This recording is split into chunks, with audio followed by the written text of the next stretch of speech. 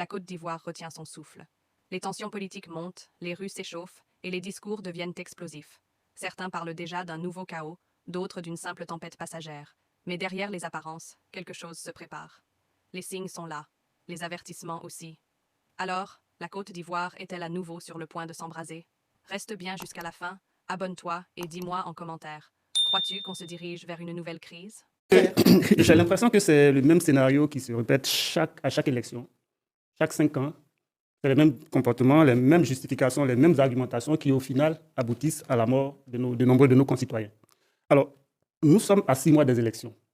Les acteurs n'arrivent pas à s'accorder. Et là, on n'est même pas encore dans le fond du débat. On n'est pas encore sur la procédure de validation du résultat ou des choses un peu plus élaborées intellectuellement. On est à discuter sur une base de données. Une base de données, c'est qu'il y a de plus basique. S'accorder sur une base de données. Mais moi, vous me donnez la commission aujourd'hui. Si quelqu'un, un seul opposant ou quelqu'un conteste la base de données, je convoque une conférence de presse dans la foulée. Je demande aux différentes parties prenantes de faire venir leurs informaticiens et puis on met tout à plat. Le cadavre qu'ils ont repéré dans le placard, celui qui l'a repéré, il va le débusquer. Une base de données, il n'y a rien de plus scientifique, de plus simple à éplucher et à analyser. Mais si nous en sommes à discuter de ça, ça montre comment les Ivoiriens, nous sommes toujours dans cet éternel recommencement. Alors on va mettre les pieds dans le plat. On va mettre les pieds dans le plat. Avant d'arriver à vous, on va mettre les pieds dans le plat. Lorsque l'on regarde tout ça, on peut dire ce qu'on veut. On se dit, ça cache un projet politique clair. Parce que le président Alassane Ouattara est aux affaires. S'il doit partir, il faudrait peut-être qu'il organise des élections transparentes pour s'en aller et aller proprement après avoir été au pouvoir pendant 3 mandats. Est-ce que ceci ne signifie pas tout simplement qu'il va être candidat et que pour l'instant on exclut les potentielles personnes qui pourraient être une gêne pour lui? Est-ce qu'il sera candidat? Bon, d'après vous? Sinon, comment expliquer tout ceci? Le président Ouattara est le maître des horloges. C'est lui qui décidera s'il sera candidat ou pas. Mon Dieu. Et donc, il y a un congrès qui se tiendra pendant le mois de juin. On aura la latitude de l'écouter. Il dira sa position. Et il a dit aussi qu'il y a une demi-douzaine de potentiels candidats. Donc, on attend tous sa décision. Ah, en attendant sa décision, est-ce que vous trouvez normal ce qui est en train de se passer avec ces exclusions? J'arrive. Prenons le cas de Laurent Gbagbo. Monsieur Laurent Gbagbo a été président de la République de Côte d'Ivoire. Et tout à l'heure, monsieur Kouamouao et mon frère du PDCI parlaient de... Monsieur Seya parlait des morts et consorts. Mais c'est la crise post-électorale de 2010. C'est ce qui a envoyé M. Gbagbo à la CPI. Il a été appliqué. J'arrive. C'est ce qui a aussi envoyé M. Blé Goudé à la CPI. Mais vous n'étiez pas en Côte d'Ivoire. Nous qui étions en Côte d'Ivoire, nous savions dans les faits qui est-ce qui est responsable de quoi que ce soit. Mais s'ils sont arrivés devant la justice internationale, elle veut des faits. Si un tel est accusé de ceci... Vous êtes en train de mettre en cause la juridiction. Je ne le mets pas en cause. Je suis en train de vous dire qu'il faut des faits précis. Ou des témoins de faits. Il y en a 82. Arrivé, tout ce qui a été dit, on sait pertinemment ce qui s'est passé. Donc, on ne va pas revenir. Il a été acquitté. Cela va de soi. Mais par contre, en Côte d'Ivoire, il y a un jugement qui le condamne, aussi bien que Charles Blé Goudé. Donc, de facto, de façon judiciaire, il y a un empêchement de s'inscrire sur la liste électorale. Cela va de soi. Maintenant, pour concernant le cas de M. Tidiane Thiam, à preuve du contraire, M. Thiam n'est pas exclu. À ce que je sache. M. Thiam, les recours qui ont été déposés contre M. Thiam, la commission électorale indépendante contre Christan a dit qu'il n'y avait aucun problème pour que M. Thiam soit sur la liste électorale. Les plaignants contre M. Thiam sont allés en justice. Donc, le résultat, c'est pour bientôt. Donc, ne préjugeons pas de ce qui va se passer. Madame, je vous vois trépigner quand vous écoutez ça.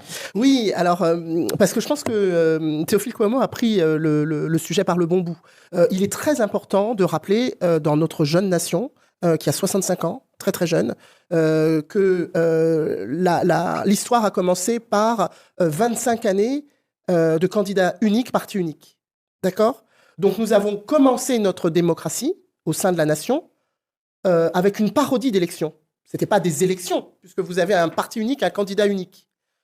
Donc nous avons 25 ans. Donc 25 ans, c'est assez long. Hein. C'est comme si demain, vous avez un jeune enfant, vous le laissez assis pendant 25 ans, puis tout d'un coup, à 25 ans, vous le mettez debout, hop, marche. Il va s'écrouler. Donc nous sommes partis de façon très handicapante pour le sujet des élections. Nous n'avons pas appris à respecter le corps électoral. Nous n'avons pas appris à respecter nos citoyens. Parce qu'en réalité, quand vous faites des élections avec un parti unique, candidat unique, vous n'avez pas envie d'avoir l'avis de vos citoyens. Puisque vous êtes le seul candidat, vous serez élu, donc l'élection est totalement fictive. Et nous sommes toujours dans cette problématique. Vous voulez dire qu'on a toujours l'esprit Nous sommes toujours dans unique. cette incapacité à donner la parole au peuple. Dans les élections, vous avez dit, dans tous les pays du monde, il y a des tensions en année électorale. Pas du tout. Pas du tout. L'année électorale, c'est normalement un moment de débat vif, à un moment d'engagement citoyen, à un moment où effectivement ça peut être plus ou moins agité selon la nature des débats et des partis en présence, mais c'est un moment normalement d'extrême engagement du débat citoyen et du débat public. On n'y est pas en Côte On d'Ivoire. n'y est pas du tout parce qu'on ne veut pas donner la parole aux citoyens. C'est là le fond du sujet. Tant qu'on n'acceptera pas de donner la parole au peuple, de dire que le matin de l'élection, le matin du 25 octobre, celui qui est candidat, qu'il soit le président sortant qui se représente ou pas, ou que ce soit quelqu'un de son camp qui se représente, ou les autres candidats, ne peuvent pas savoir le matin à 8 heures, lorsque les bureaux de vote sont ouverts, quel sera son sort le soir, c'est-à-dire est-ce qu'il est au second tour ou pas, et à quel niveau. Tant qu'on ne sera pas dans cette configuration, on ne pourra pas parler d'élection. Moi, c'est ce que j'observe. Et c'est ce que nous observons depuis un certain nombre d'années. Voilà pourquoi nous sommes dans une situation où la commission électorale indépendante ne l'est pas indépendante. La liste électorale, c'est une tragédie.